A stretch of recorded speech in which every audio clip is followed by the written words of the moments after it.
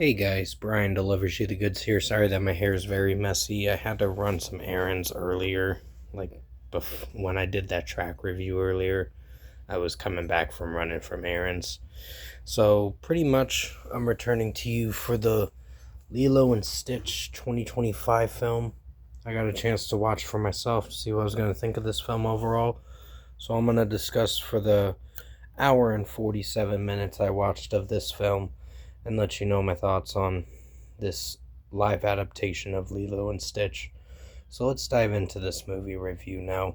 A lot of people were saying this movie was not gonna be good because of it being live action.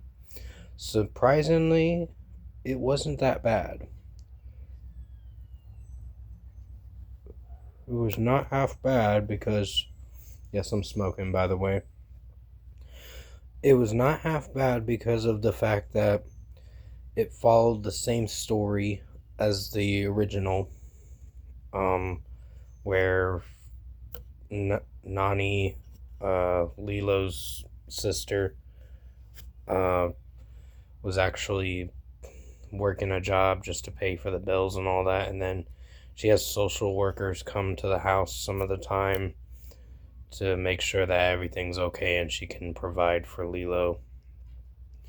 And then things get bumpy in the road where Lilo wishes upon a star to wish for a friend, and she got a friend, which is Stitch, an alien species known as Subject 626, or they call him 626. So, overall, I think the film didn't do that bad. It was actually a good movie, surprisingly. Not one of my favorite films, but it's very family friendly movie and enjoyable for the watch through.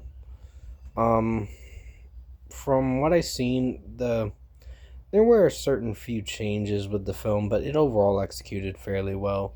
It followed along as the original did. I might have to go back to the animated film again to watch through it, but from what I watched for this version, this one had a lot of heartfelt moments with it and more human emotions in this film. At least they did a good job with making sure they stuck with the original story in its own way.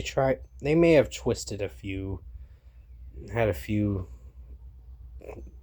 plot twists with the film, like changed the story a little bit, but it overall executed to where the ending of the story got a little better of the first film. So, yeah, the performances were pretty solid. The overall execution of the film was a good movie. So, if I were to give Lilo and Stitch, the 2025 movie, a score, I'm feeling a good 8 out of 10 for this movie. It's a good movie. Definitely recommend you check it out. I mean, it's not going to be coming down as one of the best movies of 2025, but it is a solid film from what I've seen. Granted, the original wasn't that bad. It had a lot of heart to it, just like this one does. And it shows where they mention Ohana means family and all that. So they mention that in the movie as well as the original from the animated version.